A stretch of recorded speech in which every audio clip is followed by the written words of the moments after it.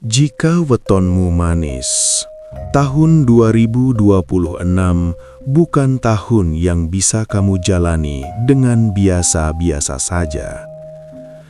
Primbon Jawa mencatat adanya pergeseran takdir yang samar namun menentukan, di mana rezeki, hubungan, dan batin bergerak ke arah yang tidak mudah ditebak.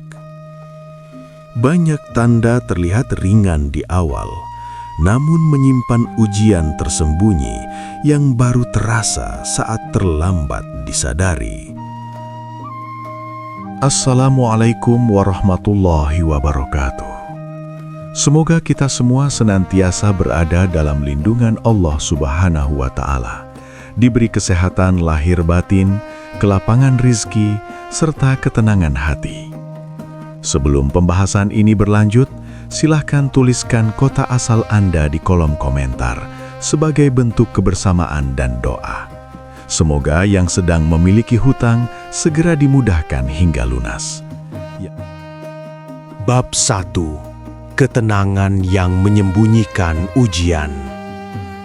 Dalam primbon Jawa, tidak semua tanda buruk datang dengan suara keras.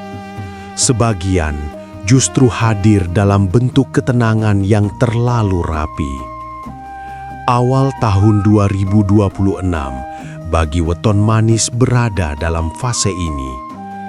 Hidup terlihat berjalan wajar, bahkan lebih ringan dibanding tahun-tahun sebelumnya.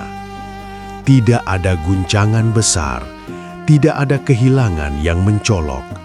Namun, justru di balik ketenangan inilah Primbon mencatat sebuah peringatan halus. Weton manis mulai merasakan hari-hari yang terasa berulang. Bangun pagi, bekerja, pulang, beristirahat, semuanya tampak normal. Tetapi ada satu hal yang sulit dijelaskan. Rasa kosong yang datang tanpa sebab. Konflik pertama muncul dari dalam diri sendiri.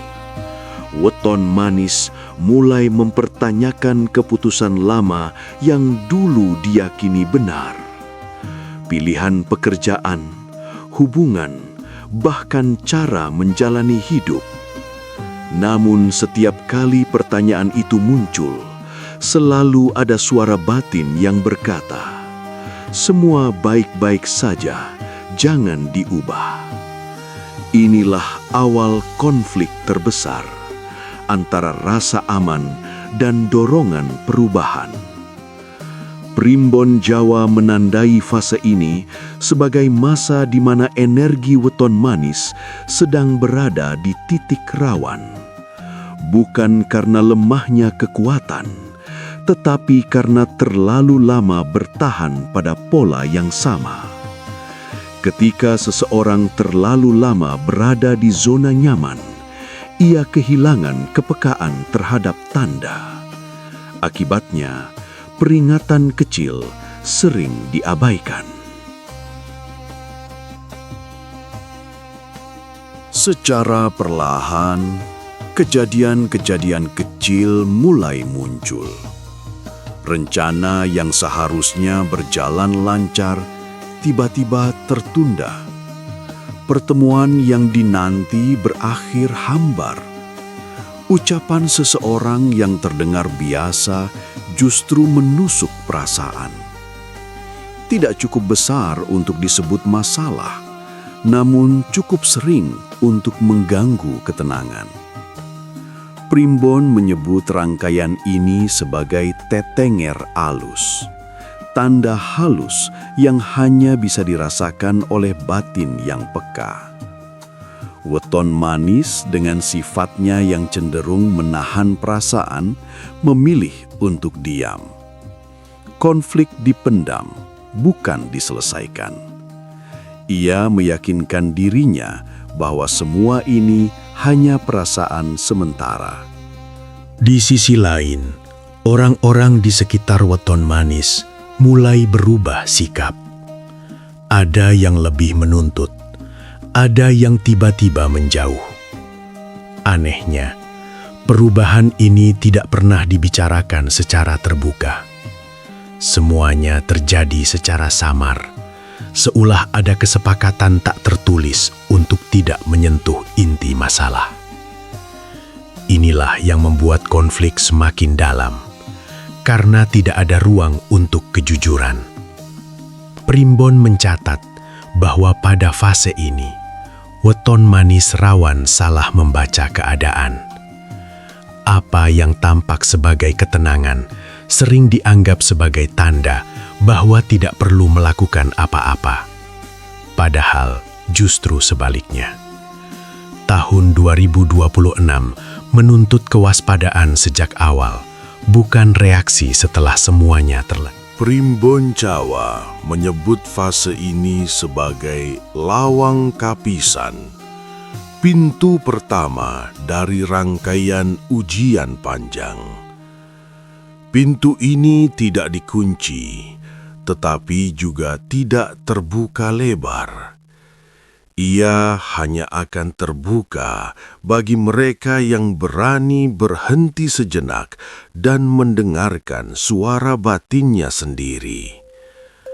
Sayangnya, banyak yang justru berlari menjauh karena takut pada jawaban yang mungkin muncul. Konflik batin memuncak ketika weton manis dihadapkan pada pilihan kecil yang tampak sepele. Mengalah atau bersuara, bertahan atau mencoba hal baru, diam atau jujur. Tidak ada tekanan dari luar, namun tekanan dari dalam terasa semakin kuat. Primbon menegaskan bahwa keputusan-keputusan kecil di fase ini akan menentukan berat ringannya ujian di bab berikutnya. Bab pertama ini bukan tentang kejatuhan, melainkan tentang peringatan. Tentang ketenangan yang menipu dan kenyamanan yang perlahan mengikis keberanian. Bagi weton manis yang mampu membaca tanda sejak awal, fase ini bisa menjadi titik awal perubahan yang lebih ringan. Namun bagi yang mengabaikannya, ketenangan ini akan berubah menjadi beban yang sulit dilepaskan. Dan tanpa disadari, ketika weton manis memilih untuk tetap diam, roda takdir sebenarnya sudah mulai bergerak, perlahan, sunyi, namun pasti, menuju ujian yang tidak lagi bisa dihindari. Bab 2. Rejeki yang datang dengan bayaran batin. Dalam primbon Jawa, rejeki tidak selalu datang sebagai hadiah. Ada kalanya ia hadir sebagai ujian yang menyamar. Memasuki pertengahan tahun 2026, weton manis mulai merasakan perubahan yang tampak menjanjikan. Setelah fase tenang yang membingungkan di awal tahun, kini pintu-pintu peluang perlahan terbuka. Tawaran datang dari arah yang tak terduga. Kesempatan muncul seolah menjawab kegelisahan yang selama ini dipendam. Namun primbon mencatat satu hal penting. Ketika rejeki datang, konflik mulai muncul saat weton manis menyadari bahwa tidak semua peluang sejalan dengan nilai yang ia pegang. Beberapa mengharuskan kompromi kecil yang awalnya terasa wajar, namun lama-kelamaan mengikis keyakinan. Primbon menyebut fase ini sebagai rezeki sing jaluk icol, rezeki yang meminta pertukaran. Jika diterima tanpa kesadaran, ia akan meninggalkan beban yang tak kasat mata. Disinilah pertarungan batin dimulai. Di satu sisi, weton manis merasa lelah berada dalam ketidakpastian. Ia ingin stabil, ingin merasa aman, ingin melihat hasil nyata dari perjuangannya. Di sisi lain, ada suara halus yang terus mengingatkan bahwa jalan yang terlalu mudah seringkali menyimpan jebakan. Konflik ini tidak pernah benar-benar diselesaikan, hanya ditunda dari hari ke hari. Secara perlahan, tanda-tanda mulai terlihat. Rezeki yang masuk terasa cepat habis. Ketenangan yang diharapkan tidak kunjung datang. Hubungan dengan orang-orang terdekat mulai terasa tegang, meski tanpa sebab yang jelas. Weton Manis sering merasa bersalah tanpa tahu kesalahannya apa. Primbon Jawa menandai kondisi ini sebagai ati kebak nanging ora waret. Hati penuh namun tidak pernah puas. Yang membuat fase ini semakin berat adalah ilusi keberhasilan. Dari luar, Weton Manis tampak baik-baik saja. Bahkan sebagian orang menganggap hidupnya sedang naik. Namun di dalam, ia justru merasa semakin jauh dari dirinya sendiri. Konflik ini memunculkan kelelahan batin yang sulit diungkapkan dengan kata-kata. Primbon Jawa mengajarkan bahwa ketika rezeki datang bersamaan dengan kegelisahan, maka yang perlu diperiksa bukan jumlahnya, melainkan arahnya. Sayangnya, Weton Manis sering terlambat menyadari hal ini. Ia terus melangkah, berharap kegelisahan akan hilang seiring waktu. Padahal, waktu justru Di tengah tekanan ini, Weton Manis mulai dihadapkan pada keputusan yang tampak kecil, tetapi menentukan. Mengambil kesempatan berikutnya, atau berhenti sejenak. Mengikuti arus, atau menepi untuk menata ulang niat. Tidak ada tanda besar dari luar, hanya rasa berat di dada yang semakin sering datang. Primbon menyebut momen ini sebagai pancer goyah, pusat batin yang mulai kehilangan keseimbangan. Sebagian Weton Manis mencoba menguatkan diri dengan logika. Semua orang juga seperti ini, pikirnya. Rezeki memang harus diperjuangkan. Namun Primbon mengingatkan, ketika perjuangan membuat seseorang kehilangan ketenangan, maka ada yang salah dalam cara melangkah. Konflik ini tidak meledak, tetapi menggerogoti dari dalam. Menjelang akhir fase ini, Weton Manis mulai merasakan tanda paling jelas. Rasa lelah yang tidak hilang meski sudah beristirahat. Tidur tidak lagi memberi kesegaran. Pikiran terus berputar, mempertanyakan pilihan-pilihan yang telah diambil.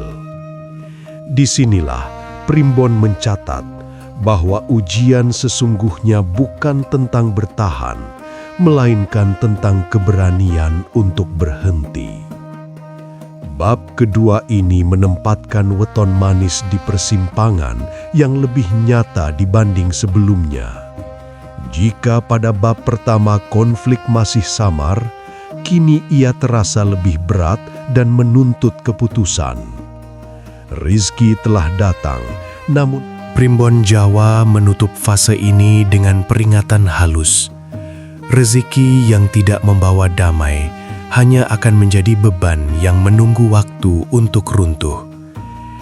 Bagi Weton Manis yang mampu membaca tanda, masih ada kesempatan untuk mengoreksi arah. Bab 3. Retak yang tak terucap.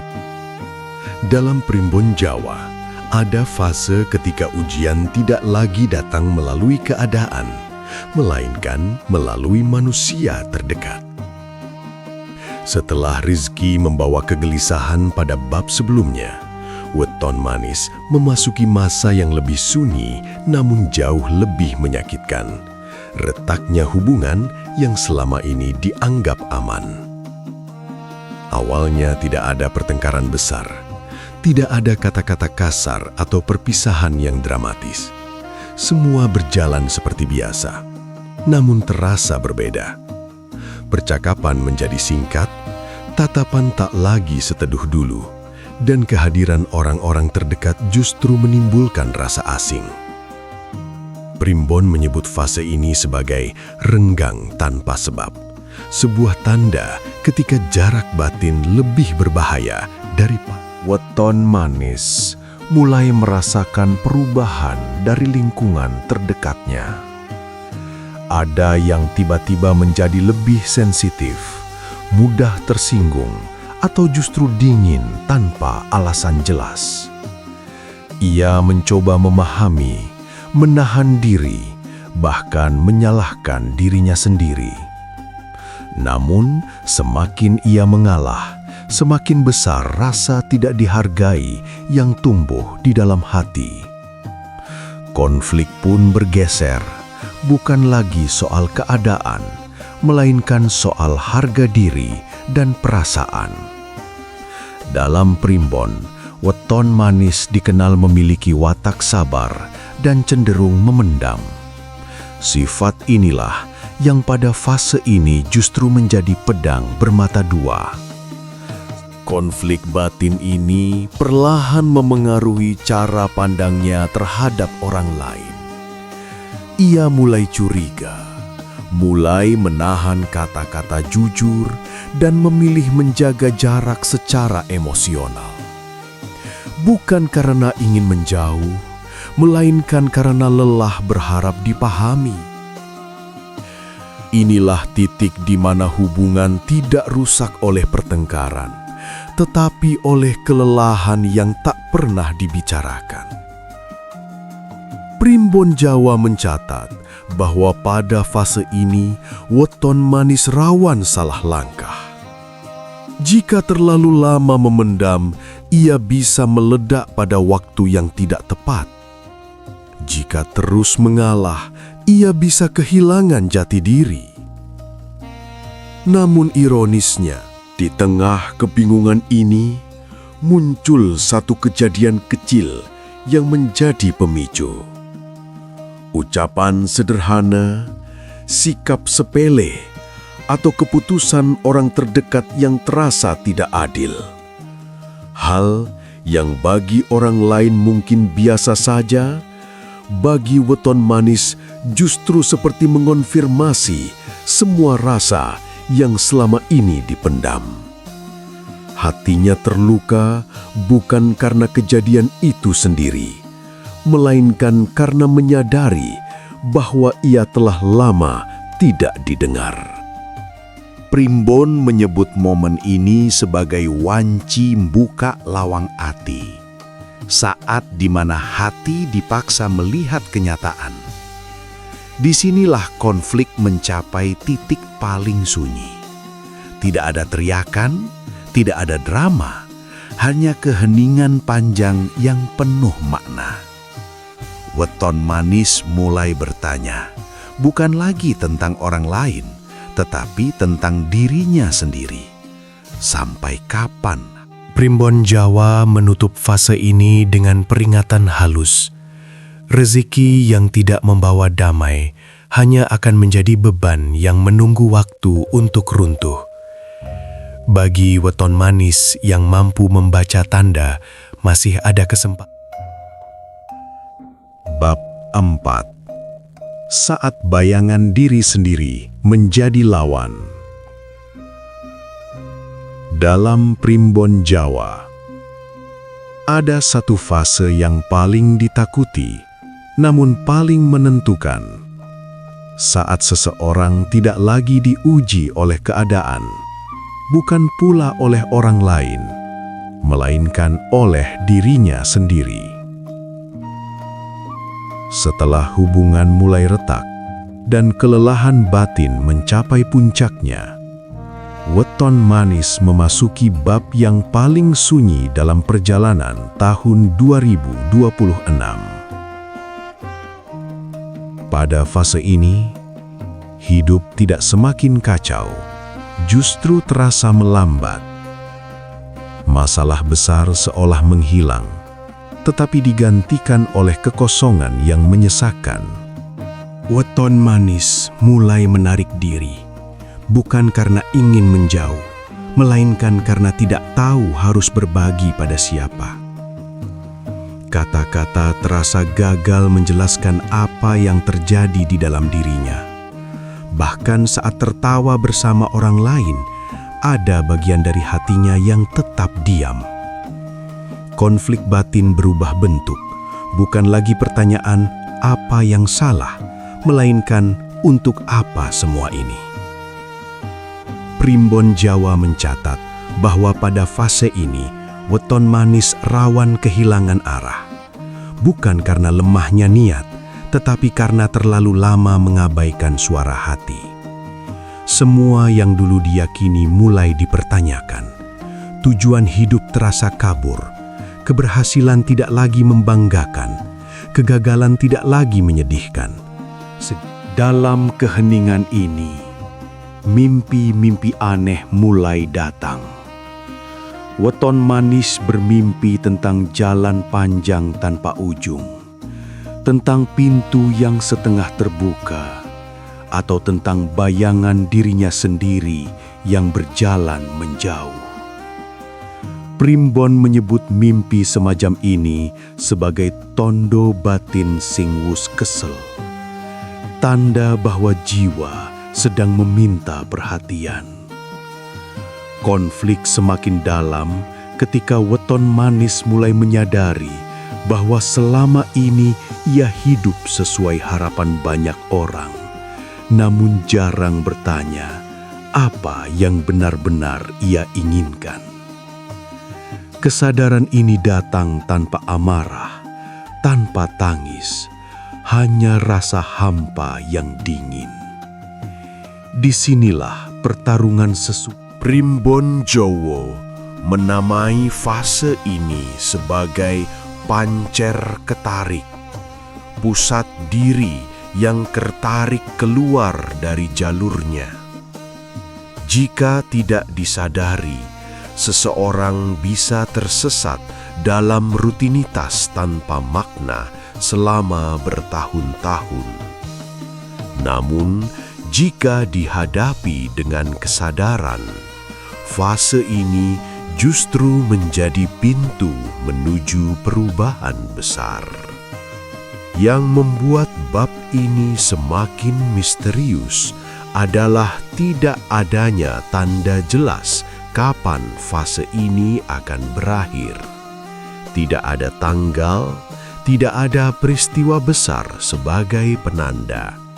Hanya perubahan kecil dalam cara pandang. Konflik batin memuncak ketika Weton Manis dihadapkan pada pilihan yang sangat pribadi. Bukan pilihan yang terlihat oleh orang lain, melainkan keputusan di dalam hati. Apakah ia akan terus hidup untuk menyenangkan sekitar, atau mulai hidup dengan jujur, meski harus mengecewakan sebagian orang? Primbon menegaskan bahwa pilihan ini tidak pernah netral. Apapun yang dipilih, selalu ada konsekuensi. Di titik inilah, Weton Manis sering merasa takut tanpa tahu apa yang ditakuti. Takut berubah, takut kehilangan, takut salah langkah. Namun yang tidak disadari, ketakutan itu sendiri. Bab keempat ini tidak menawarkan jawaban, hanya menghadirkan cermin. Ia memaksa Weton Manis untuk melihat dirinya sendiri tanpa topeng, tanpa peran, tanpa pembenaran. Dan bagi sebagian orang, melihat diri sendiri apa adanya jauh lebih menakutkan daripada menghadapi masalah apapun. Namun di balik kegelapan batin ini, Primbon Jawa menyimpan satu rahasia. Fase paling sunyi seringkali mendahului titik terang. Tidak semua orang bertahan sampai titik ini. banyak yang memilih kembali ke kenyamanan lama. Tetapi bagi weton manis yang berani bertahan dalam keheningan, bab ini sebenarnya sedang membersihkan jalan menuju perubahan. Bab 5. Takdir yang berbalik arah saat semua terasa terlambat. Primbon Jawa mengajarkan bahwa tidak semua perubahan datang dengan tanda yang jelas. Sebagian justru hadir saat seseorang merasa telah gagal memahami hidupnya sendiri. Bagi weton manis, bab kelima tahun 2026 dimulai ketika ia mengira segalanya sudah terlambat untuk diperbaiki. Setelah melewati fase sunyi dan kelelahan batin, weton manis merasa seolah telah membuat keputusan yang salah atau justru tidak membuat keputusan apapun. Ia berdiri di titik di mana harapan tidak sepenuhnya mati, tetapi juga tidak cukup kuat untuk dipegang. Inilah kondisi yang dalam Primbon Jawa mencatat bahwa pada fase ini, weton manis sering keliru membaca tanda. Ia mengira kehadiran kembali masa lalu adalah jebakan, padahal sesungguhnya itu adalah kunci. Konflik batin pun memuncak. Menerima berarti berani membuka luka lama. Menolak berarti mengubur potensi masa depan. Disinilah plot tak terduga mulai terbentuk. Saat weton manis hampir memilih untuk menutup diri sepenuhnya, sebuah peristiwa kecil terjadi. Bukan sesuatu yang dramatis di mata orang lain, tetapi mengguncangkan batinnya. Sebuah kalimat sederhana, sebuah pertemuan. Primbon Jawa menyebut momen ini sebagai balik pancer saat pusat diri kembali ke jalurnya. Namun prosesnya tidak lembut. Kesadaran ini datang bersama rasa bersalah, penyesalan, dan ketakutan yang menumpuk. Weton manis menyadari bahwa bukan dunia yang terlalu keras, melainkan dirinya sendiri yang terlalu lama memikul beban yang bukan miliknya. Konflik terakhir pun terjadi. Pertarungan antara mempertahankan identitas lama atau menerima versi diri yang baru.